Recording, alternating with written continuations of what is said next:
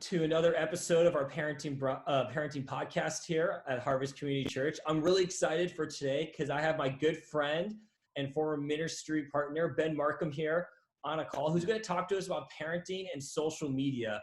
Ben and I have done ministry for many years, and we have talked about social media a lot. So I'm really excited for the insights that he has prepared for us. So to kind of get us going, Ben, why don't you go ahead and introduce yourself, share a little bit about your family, your ministry background, and just how long you've been doing ministry. All right, Javier, thanks for having me. It's a privilege to get to spend time with you and I get to share what's something we both are passionate about because of the influence it has on students. So this is a subject I've dedicated a lot of time to learning about. But my name is Ben Markham. I'm a pastor of discipleship at Discovery Church. But I formally, I've been in that role for about 2 years now. I spent 18 years in student ministry. And so I had kind of the opportunity to be a student pastor through the entire invention of the internet and all of its variations and smartphones for that matter. So I've really got a front row seat at the way this has impacted families and young people. And I guess it was about 5 years ago, maybe 6 years ago, I was speaking with a pastor on staff at our church, and he had a teenage daughter who was really, really struggling with issues related to social media. Yeah, and that conversation really inspired both of us together, and so I began to work on with a team of people at Discovery Church to put together something we called the 5-8 conference, which we were able to offer a couple times to resource parents, and then developed a message, began to teach that message in different environments in Central Florida, and even at a few camps that I spoke at out of state. So there's been a lot of passion and interest because social media really, while there's some wonderful things about it, what I noticed, and I know you did too, was that as parents were coming to me with problems in their homes with their teenagers and asking for advice, the questions parents started to ask were different, and they were like, almost 9 times out of 10 they were related to some problem that smartphones or social media was causing in the home. And so that's kind of my background and experience in it. Is the study of this really came out of the need for some sort of resources and direction, best practices that we could help pass along to parents and students, so that social media and smartphones and things like that could be a tool that they use, a servant instead of a master. So that's my background, Javi. Yeah, no, and that's great. I love what you said there, is that, and one of the reasons why I wanted to have this conversation with you is you were a youth pastor, when Facebook started, so you've seen the whole gamut of like, hey, what is this new tool called Facebook? Even MySpace back in the day, that students were using, then to Twitter, to Instagram, Snapchat, to TikTok, like you've seen all of them used in student lives. And we're old enough, but yet young enough to actually be people who, when it was also introduced, that we wanted to use it as well. It was appealing to us, because a lot of parents, when they use social media now, like when it came out, they're like, I have no use for this. Like, what's the point of social media? They had to adapt to it, while us, and we were able to, we were like kind of the first people to integrate it actually into our lives. So we kind of got both into it. Yeah, because I remember in college when Facebook was the thing to do, like you weren't on a college campus and couldn't have a Facebook. It just, everyone needed to have one. And it was good. So with that. Yeah, it was definitely, I was fully in on social media from the beginning in terms of when it came out and people started using it. I, as a student pastor, I heard about it from my graduated students first, because again, Facebook swept college campuses before anything else. But MySpace was the first big one, and we would even talk back then. I'm remembering when we were teaching and trying to help people determine what does it look like to be like Jesus on social media. We were even talking to students about how to utilize their top 10 list on MySpace. Remember that, where they actually had your top 10 friend list, and we'd say, hey, well, what's that about? Is your top 10 list creating enemies? Is it hurting people's feelings? Are you using it as a way to build people up or to tear them down? And we had some students who started to like reach out to the unlikely kids at their school and put those kids in their Oh, top that's 10, really cool. and That's really cool. as a way just to be a witness. Yeah. Yeah. Yeah. So I definitely what we're saying here is that we're not saying that social media in itself is bad, right? That social media can serve a lot of good, in this world. You used this term before that social media is morally neutral, right? Yes. You use that term before, that fact that like it's either good or bad, it's the use of it that can draw it into the good conversation or the bad conversation. And that's what we want to focus on Yes. here today, is that how do we navigate the use of social media? Because the Yeah. reality is that even now, as student ministry is going on in a time where people are isolated, quarantined at home, like student ministries have to use social media just to communicate with their students, just to have services. Yes. Churches have to Yeah. have, YouTube and, all these different avenues of social media just to even have a worship service. So social media has integrated itself into our daily lives more than ever, Fully. and we are dependent Yeah. upon it. So Fully. we need to talk about the use of it. So, Ben, why don't you talk a little bit about, just from your seat, because now you were seen as a student pastor, but also now you are a parent of teenagers. You got Yeah. one going to be a high schooler and then one entering in middle school. I know Yep. you've had the social media conversation with them many times. You've done a great job kind of prepping their hearts and their minds and like their behavior towards it. What have you seen as both a pastor and a parent about how teenagers are using social media in their everyday life? Well, it's become a new. I wonder if you can say new anymore, because we're going on like 10 years of students using it. But when it came out, it became a new social space. So it's a new neighborhood, stoop that kids can hang out on that didn't exist before. And so they're with that new space, then and new social norms start to develop, and students start to, we all did, adults as well, began to change with the space. So the space kind of, ultimately changed us, because we found new ways to connect, new ways to belong, new ways to escape into social media. And initially, social media really was more about connecting with other people.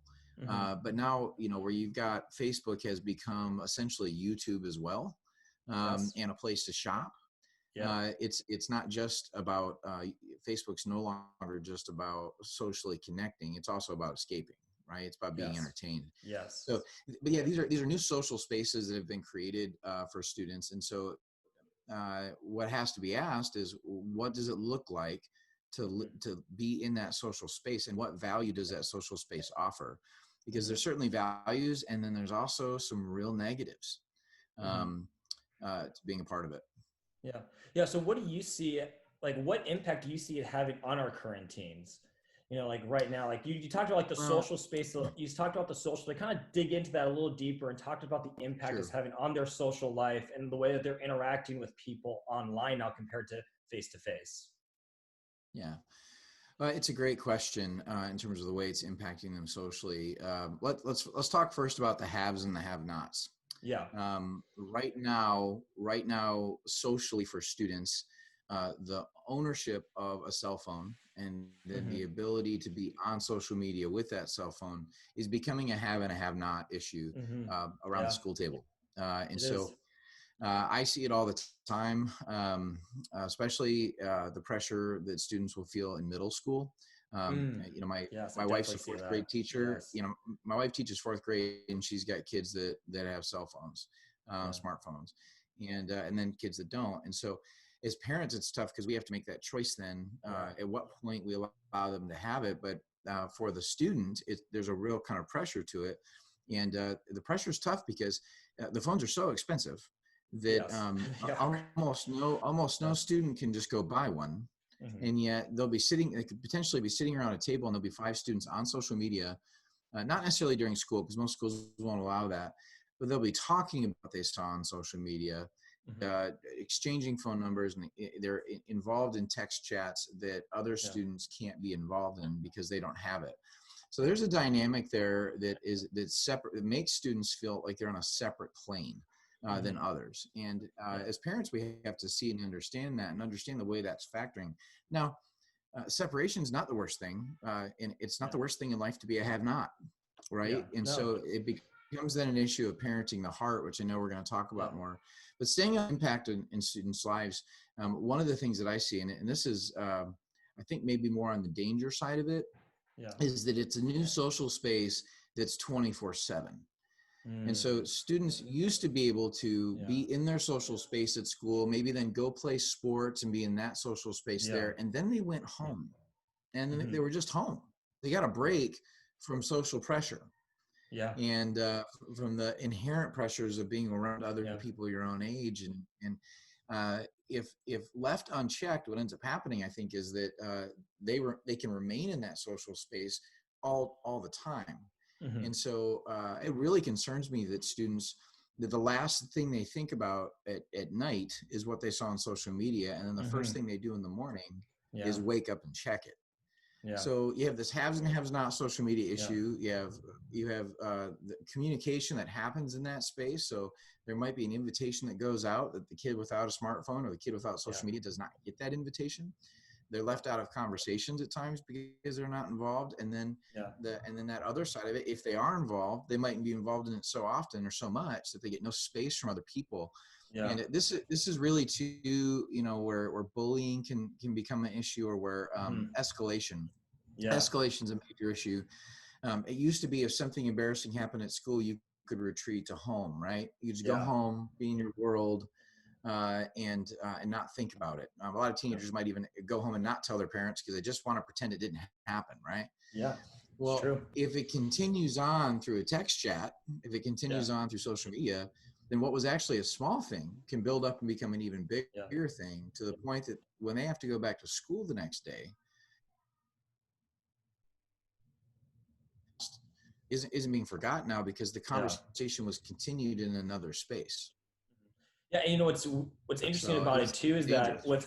with phones and social media, that embarrassing thing can happen at school, and you don't know who's recording it and who's going to post it online and share, like, hey, this Yeah, happened at school today. How hilarious is this? Well, it wasn't hilarious for the person involved. yeah, Now they have to like see that and have other people absolutely. like it, share it, comment it on it, and they had no control Hmm. over that video or photo being posted. Yeah, It, absolutely. yeah, and we've seen, we've seen like good friendships like end because of this.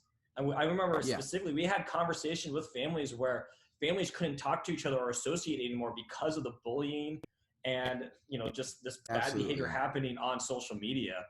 And it's totally impacted our lives. And what's amazing about it, that it's impacted our team so much that some of the social media platforms are actually changing the way that students can view likes. Now, like Instagram recently took a social poll and they asked, hey, how do you want to do likes? Where they have now eliminated a person's ability to see another person's likes on their photo, because they've noticed that they were judging their value based on how many likes were on that photo. So for example, you post a selfie of yourself like, hey, I got 50 likes of this photo, but then you see their friend with 75, student will take that down. We've seen that before, because I Mhm. didn't get enough likes. Well, Instagram Yeah, actually changed that policy because they realized the damage socially that they were doing to teenagers' lives. So now yeah, you and can that see was a personally. fantastic move by Yeah. Instagram. It was a really Yeah. fantastic move because Yeah. what you do have with these social media platforms is really an accusation Mhm. towards creating dependence. They're Yes. trying to they're not just trying to entertain people anymore or offer a Yeah. service. They're trying to create people who Yeah. are dependent upon them, and they were doing it through things like that. And so you take Mhm. somebody socially immature and who maybe is struggling a little bit with their identity and their value, Yeah. and then they start to feel good when people like their Yeah. stuff. It's another form of escalation that'll happen. Yeah. They'll post something, not get the likes they want, take it down, repost something else Mhm. that is Yeah. maybe a more attention getting, Yeah. and that attention getting thing can be Yeah. more and more really dangerous for them. All right, Yeah. it's young women dressing more provocatively. Yeah. It's young men doing the same thing, or perhaps doing something dangerous Yeah. to try to get more views and more likes. Yeah. I So remember yeah, there's yeah.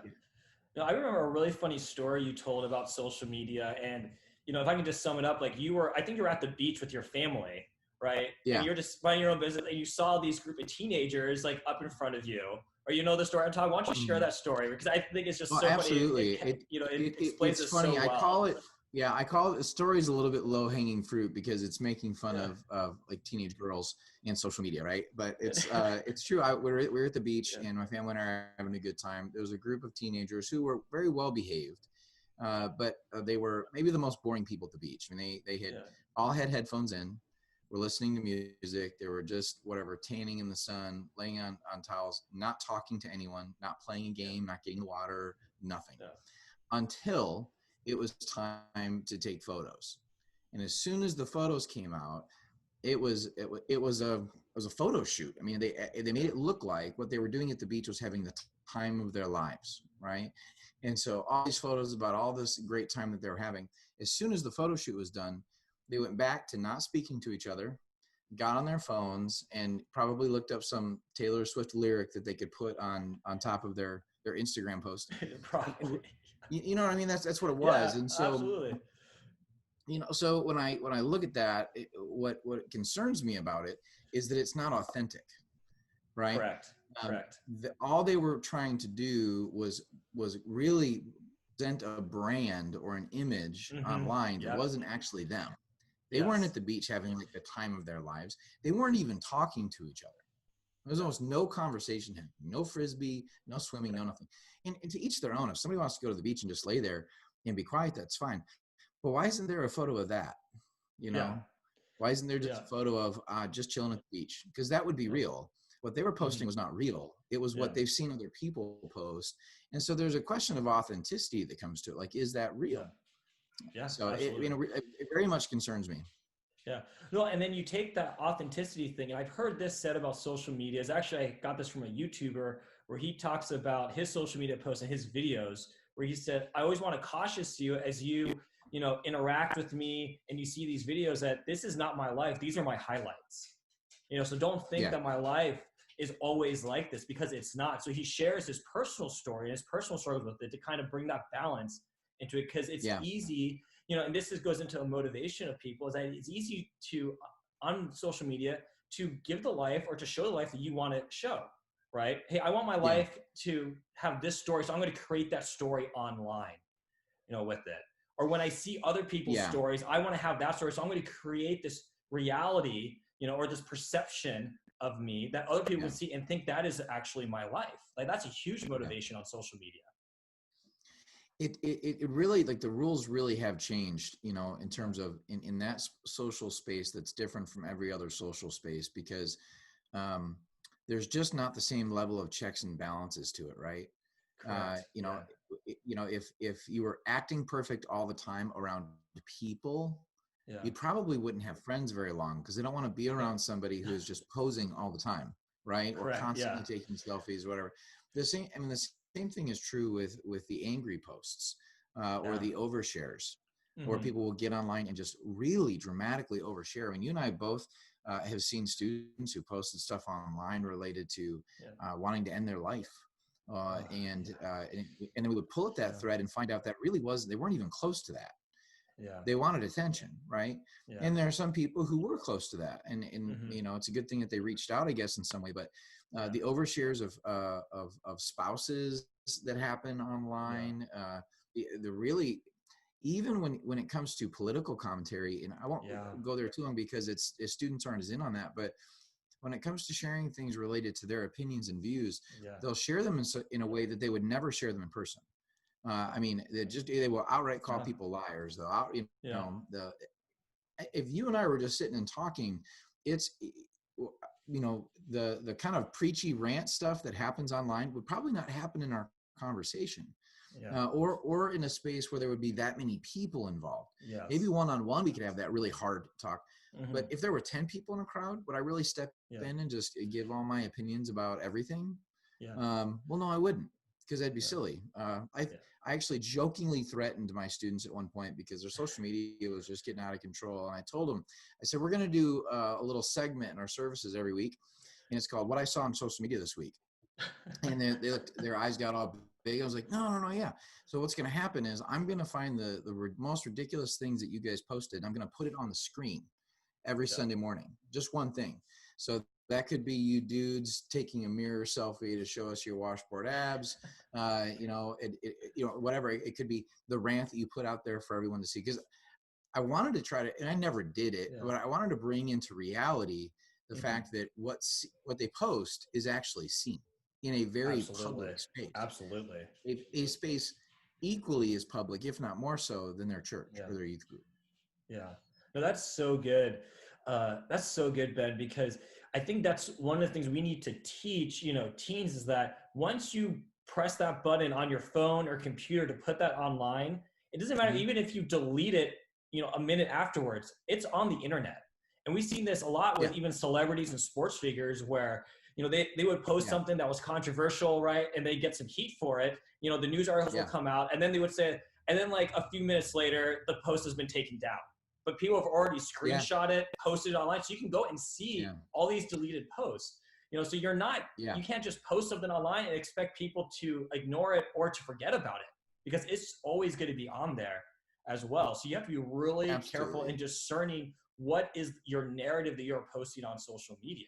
And that's one of the great things about social media, is that it does give everyone a platform, but also one of the dangers of it as well, because you have to decide, what is your platform going to be? Is it authentic? Like you said, is it going to be your authentic self? Are you okay with it? But also, what is your motivation behind it? Is it to get attention? Is it to actually build awareness? Because we know some people that have just started great conversations over social media, over political things, over cultural stuff, and it's been very fruitful and beneficial.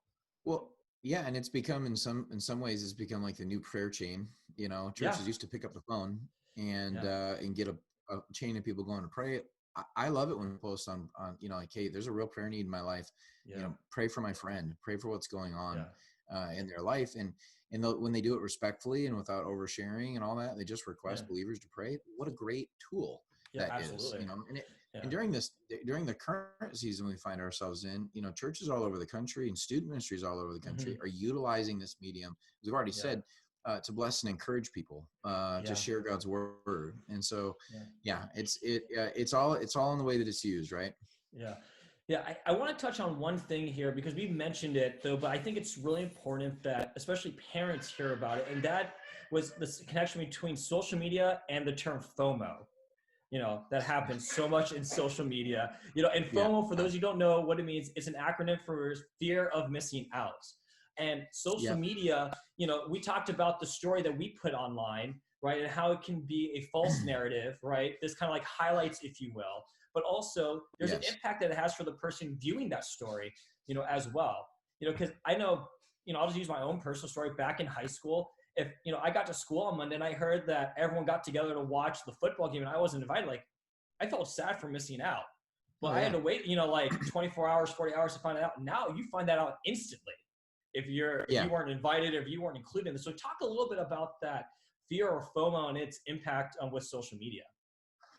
Well, what we're definitely seeing is that social media and the use of social media is increasing anxiety in people.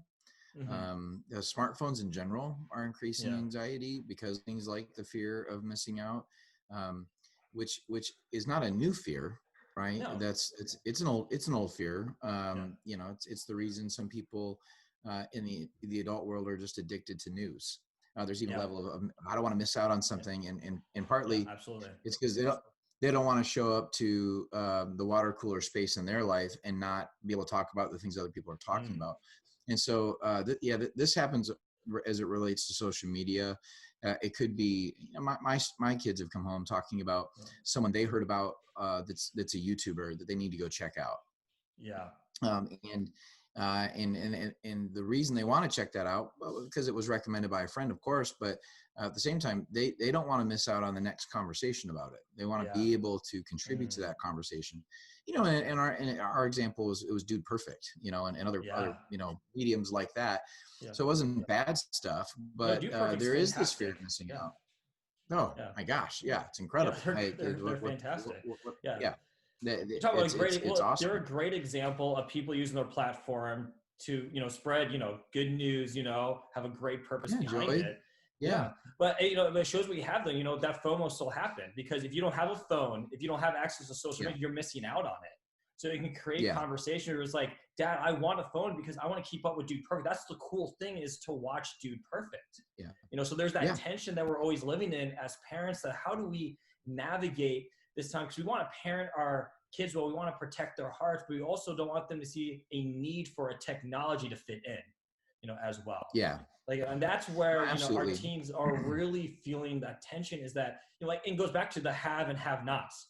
Dad, if I don't have this Yeah. phone, if I'm not watching Dude Perfect, I'm a have not, right here. Absolutely. And so I Yeah. want to use that and kind of, in your perspective, you're a parent, as well. Just in your opinion, what is a parent's best response to their teen's social media use? Even if it's like, hey, I don't allow my teen to have access to a phone at all, to, hey, I think my kid's addicted to social media. I can't get them off the phone or off the screen. And, and so what do you feel like is the best response for a parent?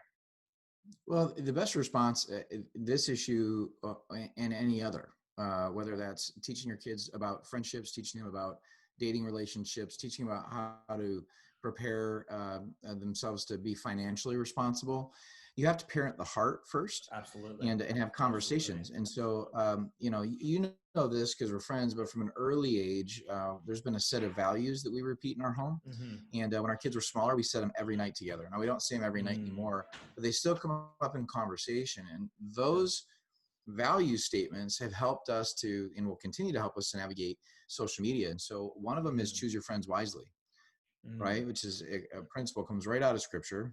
Yeah. And so it applies to things like this. Your social media friends, choose them friendly, choose them wisely. When it comes to what you see, we've repeated over and over again: guard your heart and your mind.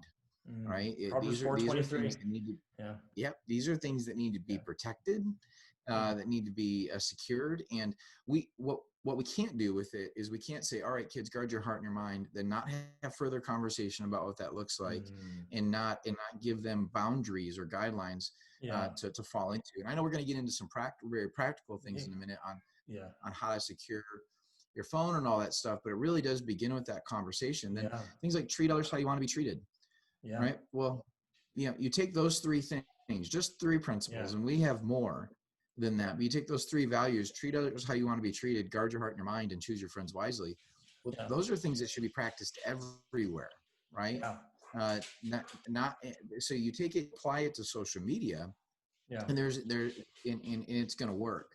Now, I think one thing that has to be talked about specifically on guarding your mind is these kind of predictive behavior words that the online gaming and social media are putting out there for them. The illustration I like is, imagine you had a box somewhere in your house, and you told your kids that they could check that box, like lift up the lid and open it every 2 to 3 hours, and there potentially would be different levels of reward if they came back often enough. Right? Well, how often would your kids come check that box? I mean, even all the time. Your kids at the young ages they are, matter of fact, they'd probably watch the clock. Has it been 2 hours yet? And then they'd go check the box. Well, knowing my kids, they would ask me every minute if they could open the box. They would just drive me nuts to see if they could open the box. Absolutely, yeah. Well, and the reason is because there is in our brain something known as the reward center. All right. And so when we win something, eBay actually had a slogan for a while where it's better when you win it. Right. Yeah, and I remember that. Because you could bid on things on eBay. Right. Well, it's true. Winning something, being rewarded with something feels better. And we know from the studies they've done on the brain that when someone receives a like on Facebook, or when someone checks back in and someone's hearted their thing on Instagram, or someone's left a comment and told them how beautiful they are, that the same centers of the brain get activated. And so it's pleasure. They feel really good about what they just experienced. And so we certainly see this in gaming all the time. If you check back in often enough. Now in Snapchat, it's like streaks, right? We've seen students go crazy over continuing their streak.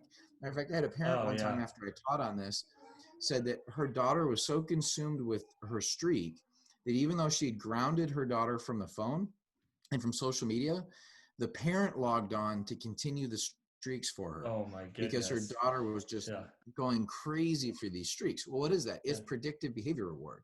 And so and the developers know that. All right. Now, it's one of the reasons I'm thankful Instagram has done what they've done about not showing all Yeah. the likes and the way people are tying it to their own personal value. But Yeah. it's not going to take away how I feel when I see that someone liked mine. Absolutely. Right. And Absolutely. so having that conversation about the way that these things affect us and draw us back in over Yeah. and over and over and over again is important. And Yeah. what does that go to? It goes to the value of guarding your mind. All Mm-hmm. right. And guarding your heart, your self-worth, the way you Yeah. view yourself. And so when we have these conversations with our kids, if they can be based on values that are in the home, that's where they Mm-hmm. need to be. And I don't think it's ever too late to begin to establish Yeah. values. No, absolutely. If Yeah. you know, at any point, yes, we had the Yeah. benefit of starting when our kids were like 4 and 6, Mm-hmm. and have had those conversations for a long time. If your kids are 14 Yeah. and 16, still have the conversation. Mm-hmm. Yeah. Can you just really briefly here, because I do want to get in the practice side, but I love what you said, Ben, about family values, and you named 3 specific ones, right? So can you just take just a brief moment here and share where you got those values from? You know, just think about like a parent who's listening to this and saying like, my Yeah. gosh, you know, my kids are, I want to do that, but I don't know where to start. Can you just give like a quick starting point of how they can develop a family value list? Sure. Well, it begins in conversation with your spouse for sure about who Mhm. do we want to be, right? And Gotcha. you know, when my wife and I think about who we want to be and the type of children we Mm-hmm. want to raise, well, we look to the Word of God first, all right, Mm-hmm. and to what the Word of God says, because we want our lives to be foundationally built upon truth, all right. Yeah. And then we also look at our kids, and so we've added some values based on the way that they're wired. All right. And Mm-hmm. so, for example, you know, when we say choose your friends wisely, the full statement for us is be friendly to everyone, but choose your friends wisely. Mm-hmm. Yeah. Because we wanted to teach them that, like when we go to church and when we're in social spaces and someone says hello, you look that person in the eye and you say hello back. That's And good. that's like a Good. Yeah. basic social skill that Mm-hmm. we see a lot. Like I got tired of even, you know, as a student pastor, just trying to say hi to students and they wouldn't look at me. I And they didn't know realize exactly what you're talking about. Yeah. you know, I actually said to a student one time who had just ignored me over and over again. I said, I just said to her, I said, why do you ignore me so consistently? Every week I say hello to you and I smile and you don't respond at all. And I said, I got to tell you, it makes me feel like I either did something wrong or you're mean. And she was shocked. She, Yeah. no, I didn't mean to be. I really like you. You know, I was like, I'm not insecure about it personally, but I don't think you know the way you come across. Yeah. And I, you know, that's a little bit my wiring, but to be that confrontational, and not everybody's going to do that. But I wanted my kids to be friendly, but to know Mm-hmm. that doesn't make you friends with everybody. Yeah. So we Absolutely. Yeah. changed that based on them. And as Yeah. our kids got a little older, we began to use the phrase, we're better together, not alone. Just That's to really good. emphasize the value of Yeah. community, because we want them to come to us with problems. And I love it. Both our boys are open with us and to discuss with us their feelings and issues that they're going through in their life. That's an honor. That's a privilege, Yeah. but it's a trust that's been built. You know, so go to the Word of God first. Look Yeah. at things like the Great Commandment. Look at things like the Great Commission. Yeah. Look at. I mean, Paul's books are just full of these kind of things. The Yeah. Beatitudes. Look at Yeah. those. You know, Mm-hmm. and then put it in terms and in language that children can understand. Yeah. That's good. So you know, that's, you know, one of the things that we've heard often from my pastor Don Cousins was, when you make good decisions, good things happen. When you make bad Yeah. decisions, bad things happen. It comes from Galatians, you know, where it Yeah. says, you know, do not be deceived. God is not mocked. Whatever a Yeah. man reaps, that will he also sow. And Yeah. so we just took that and said, hey, when you make good decisions, good things happen. When you Mm-hmm. make bad decisions, bad things happen. Yeah. Well, man, when you're parenting small kids, you're going to use that line over and over and Oh over. yes. Oh They'll say, did you yes. make a good decision? No, I didn't make a good decision. So a lot of these were ones that they came out of conversation, but they were also, we got to attend a parent training and Yeah. listen to Right. people speak about the how important having family values are. Yeah. And then we just begin to repeat them. Yeah, that's so good. That's so good. Thank you. I know that was a little bit of a tangent there, but I think it's so Oh, important, you know, as like the foundation of how we parent, you know, any kid's heart. It starts, you know, with our family values, communicating those over and over again. So thank you, Ben, for sharing that. And hey, let's wrap up yeah. here, talking, going back to social media. And can you just share with me, you've done a lot of studying this, you've had a lot of conversations with different pastors and parents, and what are just some practical tips and insights that you have seen, but also maybe you have personally implemented in your own home that can help a parent navigate social media?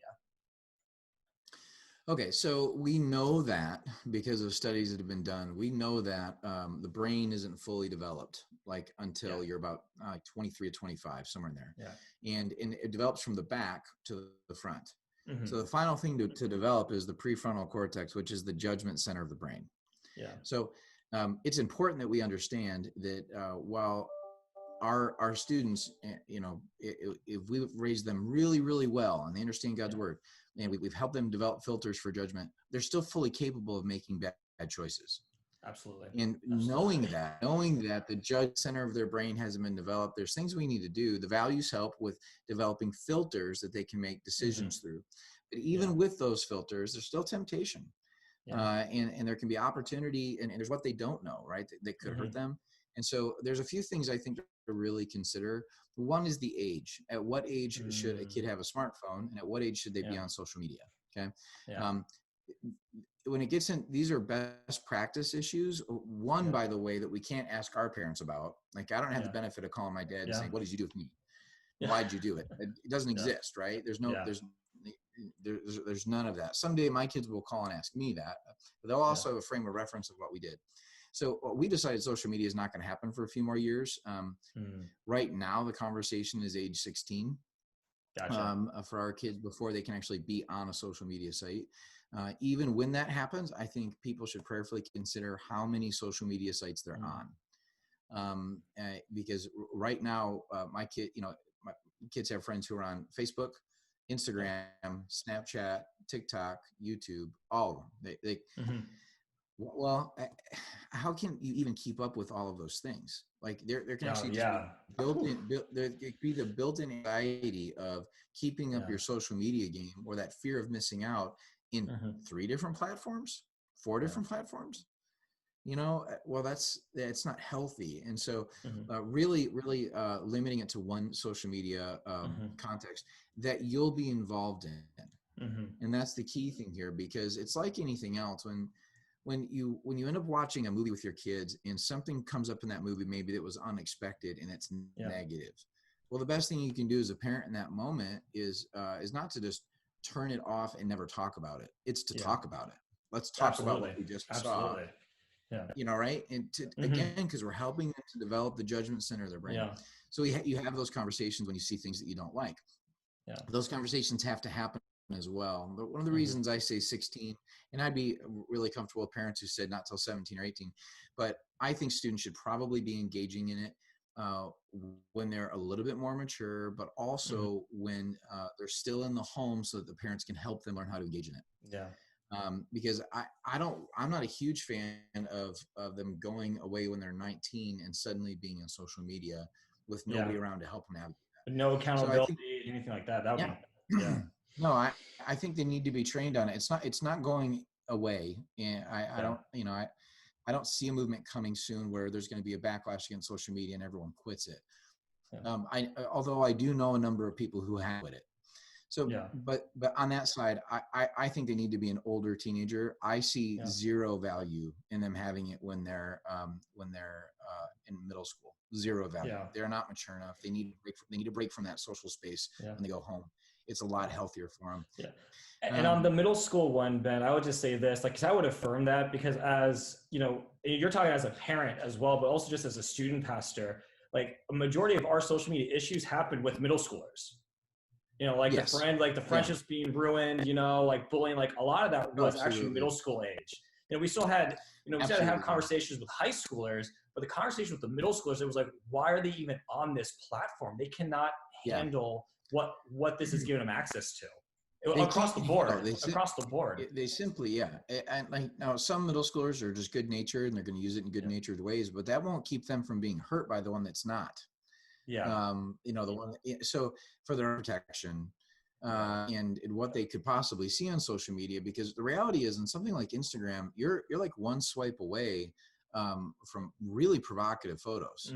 if you use search features on almost any of the social media platforms, even if you don't use search features and you're just scrolling, stuff can come up they just shouldn't be exposed to yet, that they're probably not ready for. So I think I really think in terms of best practice, I think waiting until they're 16 or 17, I think doing it with them. And so if that means you're not currently on social media, you need to be on social media when they are.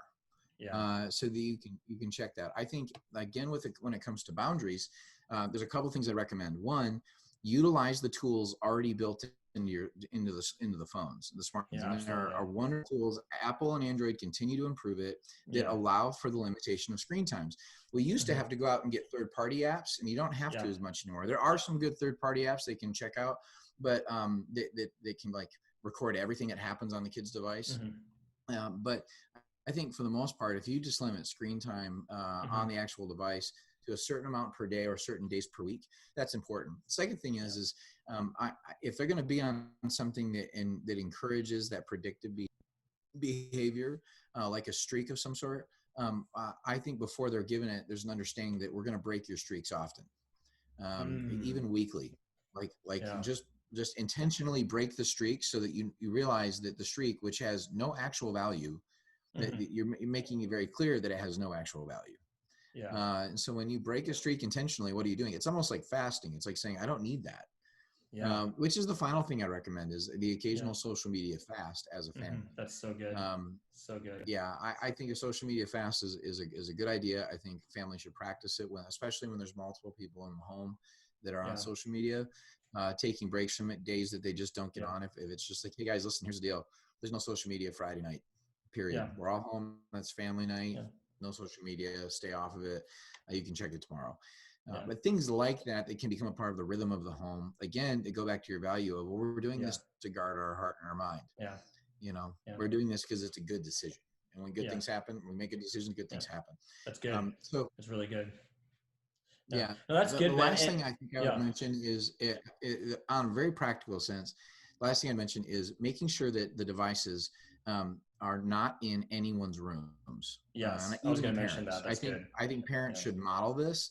I think the devices should be kept plugged in at night in a public space, and I don't think students should be allowed to just access social media right when they wake up. I think waking up to Facebook, waking up to Instagram, to Snapchat, it's not healthy. You don't need to be in that social space yet. You're in your home space. Be home. Be with the people around you for a while. Read your Bible first.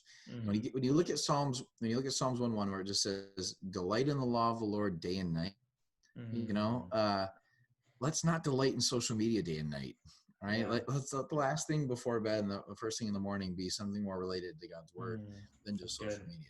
That's really good. But that's some great stuff there. I know, especially that last one, that was even just speaking to me personally. And so thank you for sharing like all those things, man. Hey, I've really enjoyed this conversation. I think this is great. Absolutely. There's a lot of other conversations that can happen, here. And, we're going to be posting some resources in the comments of this conversation. But yeah, Ben, thank you so much for your time, man. I really enjoyed this. Just always good talking to you, bro. And yeah, I mean, looking forward to good friend, and you're a good friend, and it's a privilege to get to have this conversation with you. I really, parents who are watching this, listening, I hope that you can be encouraged by this. I would say this: don't listen to this and then go flush your kid's phone down the toilet. All right? Don't do that. God's not giving us a spirit of fear, but a power, love, and a sound mind. And so, approach this in that attitude of the power of God, the love of God, and a sound mind. And parents, feel free to reach out if you need some help with that time. Because I know, depending on where your teenager is and what they're interacting with, don't do this alone. Do this in community. Talk to your pastors, talk to the people at your church. Don't attack this alone. Have those good conversations. Well, cool. Well, Ben, thanks again, man, for doing it. I hope you have a great day, man, and we'll talk soon.